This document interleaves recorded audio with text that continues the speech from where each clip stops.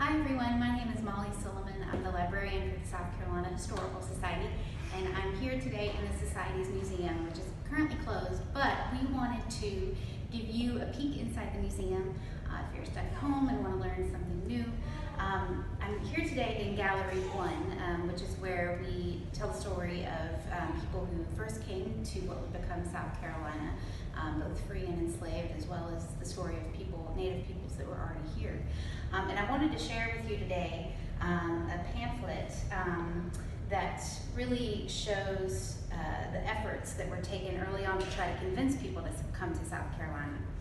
This is a pamphlet that was originally published in 1710. It has a really long title. It's called A Letter from South Carolina, giving an account of the soil, air, product, trade, government, laws, religion, people, military strength, etc. of that province, together with the manner and necessary charges of settling a plantation there and the annual profit it will produce, written by a Swiss gentleman to his friend at Bern. And it was actually, so it was published anonymously, but has been attributed to Thomas Nairne, who was originally from Scotland. He was a frontiersman and a member of the Colonial Assembly and the colony's Indian agents. And he traveled around throughout the backcountry, throughout the Southeast, meeting with Native American tribes.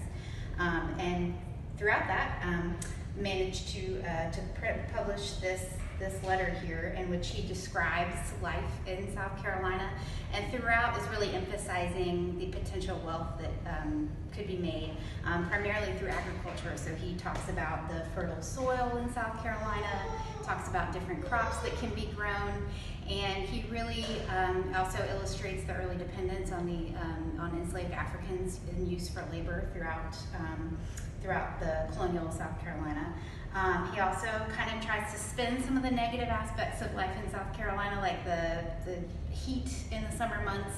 He says, it can be kind of intense for strangers, but there are shady groves, as he says, that can make it bearable. But we just thought we'd share this with you today. We've been focusing a lot on the 350th commemoration of the founding of Charlestown, and so wanted to show you kind of an interesting perspective of what was printed and circulated throughout Europe to try to convince people to come here.